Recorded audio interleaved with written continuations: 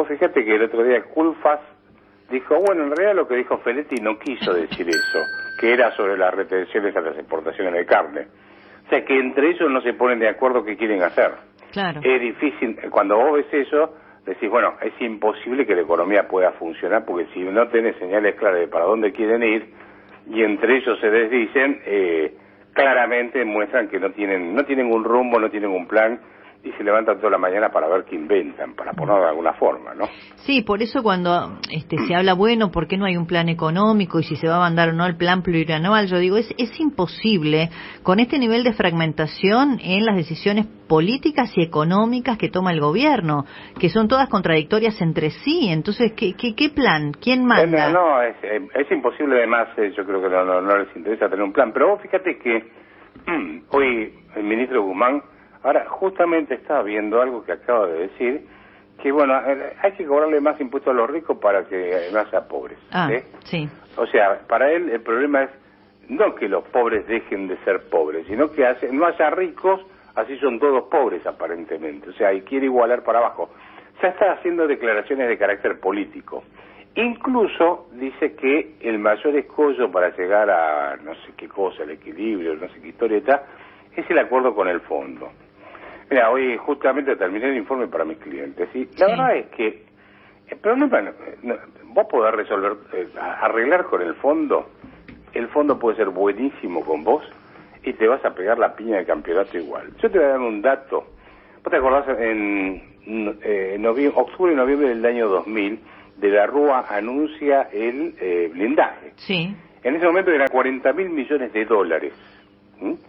Y que es equivalente a unos 63.000, casi 64.000 millones de dólares actuales, porque pasaron 20 años, tenés que ajustarlo por inflación, ¿no es cierto?, en Estados Unidos. Así que es mucho más inclusive que los 45.000 dólares que siempre se habla.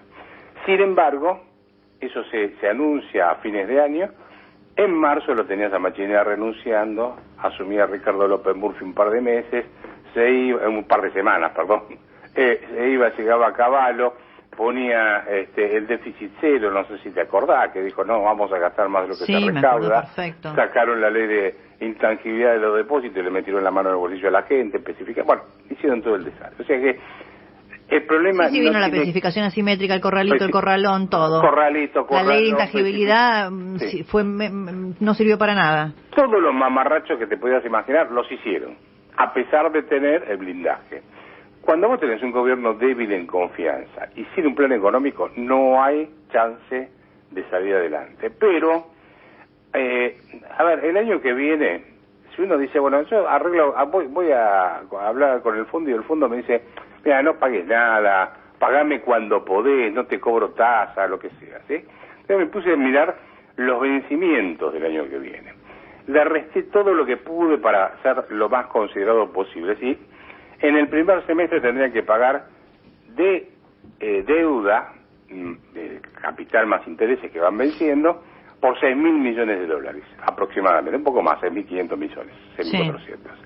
No tienen ni los recursos del Banco Central, no tiene reservas, ni hay flujos para pagarlo. Claro, eso te iba a preguntar, porque vos fuiste el primero que empezó a advertir sobre la merma de las reservas hasta decir en el último tiempo que eran negativas ya. Exacto, que están usando en este momento... ¿Cómo? Los encajes. No, sí, puede ser los encajes y la otra que pueden... Hoy me decían que hay un crédito con el Banco de Basilea, que es deuda que estarían tomando, que aparentemente activaron ese crédito para poder usar los dólares y venderlos. O sea, lo que le critican a Macri lo están haciendo ellos, vamos a ponerlo de estas formas, ¿eh? Claro. No se sabe, porque es muy poco transparente el manejo de la información del Banco Central en este sentido. Vos nunca sabes muy bien, vas por descarte tratando de ver. Pero las dos chances que tienen son, o uso los encajes en dólares que son de la gente, o estoy activando el crédito bendito del Banco de Basilea, o estoy pidiendo plata prestada contra el oro que tengo, alguna de esas cosas, tomando deudas finalmente, ¿no es cierto? Kajanowski, una consulta. Sí. Hablamos en varias oportunidades acá en el programa sobre el tema de las LELIQ y la cantidad de pasado a dólares, cuánto se está gastando por mes en intereses pasado a dólares por la LELIQ, y la cifra daba 12.000 millones al año, es decir, 1.000 millones de pesos por 1.000 millones de dólares de interés para bancar a los bancos con las LELIQ. Sí. Esa cifra, si uno en un país normal, 4%, que puede ser el costo de un crédito internacional a un país, tendríamos 300.000 millones de dólares, pero no podemos tener nada porque esa plata está ahí adentro. ¿Esto no es como el cuento de las sardinas que el día que las abran nos vamos a dar cuenta que están podridas? ¿Cómo se va a hacer para pagar eso? No, eso no se puede pagar, por definición no se puede pagar, porque el Banco Central, para poder pagar eso, tendría que tener algún tipo de ingreso, porque es una deuda que emite el mismo Banco Central, ¿estamos de acuerdo? Sí. Y el Banco Central no vende tarjetas de crédito, ni préstamos personales, ni nada que se le parezca. El único ingreso que tiene el Banco Central son la renta que le puede dar, las reservas que tiene, que como sabemos son nada. O sea que no tiene ingresos. Entonces vos estás tomando deuda sin tener ingresos para pagar el capital y los intereses. Claro, ahora este vencimiento que hay en el primer semestre de 6.000 millones de dólares sin esos recursos... No, eso no incluye... Hay que patearlo para adelante, o sea, sin duda. Claro, pero a ver, si vos hoy tenías el riesgo país en 1.800 puntos básicos, que eso, para que la gente entienda, es más o menos el mismo... tenés un riesgo país que es equivalente al de agosto del año pasado, cuando Guzmán fue a arreglar el tema de la deuda. No sé si se acuerdan que refinanció la deuda. Y en el medio hubo un año y pico, ¿no? Claro, más o menos, en un año y pico volvimos al punto de partida. Están casi igual en el nivel de riesgo país que en el 10 de diciembre del 2019, más o menos, Entonces, ¿qué te está diciendo el inversor extranjero o el que tiene plata para prestar? Te dice, mira, Argentina no puede pagar la deuda, por lo tanto yo no voy a tomar deuda, le cobro cualquier tasa de interés porque no es inviable la Argentina desde el punto de vista financiero para pagar. Entonces, lo que está viendo el mercado es que se te viene el default encima, más allá de si arregles con el fondo o no. Porque el fondo te puede decir, no me pagues nada, pero ¿cómo hace para pagar los otros 6.000 y pico de millones de dólares si no tenés la plata? Claro. Ahora, y saliendo un poquito del tema del fondo y la discusión macro de la economía, ¿no? Mi pregunta es, ¿cómo hace la Argentina o el gobierno, que tiene 2 años por delante? Ayer, no recuerdo cuál de nuestros entrevistados, creo que Ricardo Roa, a quien llamamos por justamente el tema del atentado contra Clarín y le pedíamos una perspectiva también de panorama económico-político, y usó la palabra gobernabilidad, ¿no? Entonces yo digo, ¿cómo se convive durante los 2 años que le quedan al gobierno en este contexto económico, en la cotidianeidad, ¿no? Con este nivel de inflación, las proyecciones que hacen ustedes, ¿no? Los que la llevan en el día a día hacia el año que viene, 70%, o sea, es como incompatible con la vida, con la actividad económica, con la vida cotidiana de cualquiera de nosotros. Esto es, a ver, yo no creo que la sociedad argentina esté en condiciones de tolerar esto 2 años más. Mira, te voy a dar un dato. En los primeros 10 meses de este año, enero-octubre, yo miré cuáles habían sido los ingresos del Tesoro para financiar el gasto. Primero tenés el IVA, después tenés los aportes patronales por la contribución y después tenés la emisión monetaria. O sea que el tercer ingreso más importante en los primeros 10 meses del gobierno fue la emisión del Banco Central. Eso te está dando una pauta de la emisión de moneda que estás teniendo para financiar el déficit. ¿Dónde se te dispara? En octubre se disparó el déficit fiscal. Se te dispara en las tarifas de los servicios, en el atraso de las tarifas de los servicios públicos, que te obliga a gastar lo que se llaman subsidios económicos.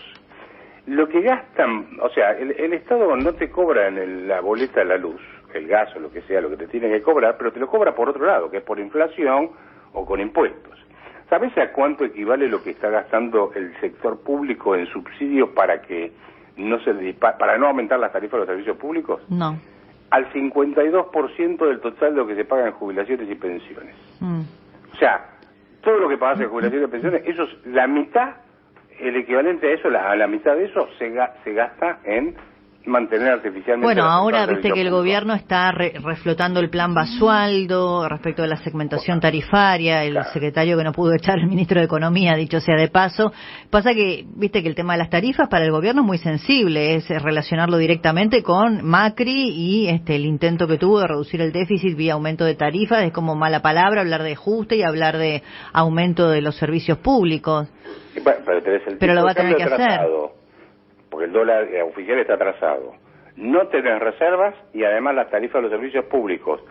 En realidad, cuando subís al tren, al colectivo, pagás una parte muy chica del boleto ahí, Pero después la otra parte te la cobran por otro lado, que es por inflación, por la emisión de moneda. Y el tema, por ejemplo, me decían de los barcos regasificadores, viste que tenemos dos, si no me equivoco, en este momento. Volvieron los barcos. Volvieron los barcos, y yo, si no tengo mal el dato, no me falla la memoria, creo que estamos pagando un poco más de $30 el millón de BTU, que es un montonazo de plata. Calcula que en la época de debido eran 4. $15 en un momento cuando importábamos de Bolivia, si no me equivoco. Sí, pero después Bolivia nos cortó el chorro y le mandó el gas a Brasil. Recordemos que previamente, antes que llegase Néstor Kirchner, Argentina exportaba gas. Sí.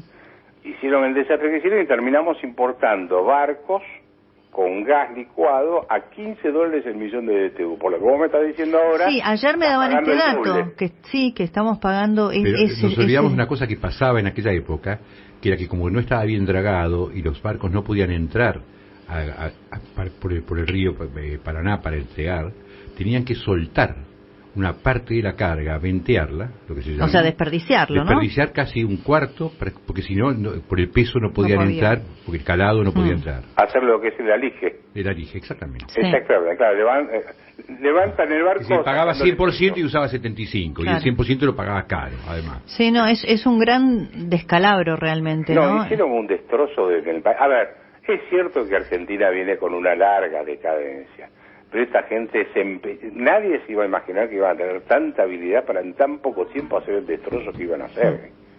Roberto, gracias como siempre por habernos atendido y por poder conversar estos minutos. Les mando un abrazo a todos. Ha sido muy amable, gracias. Roberto Kachanowski es economista.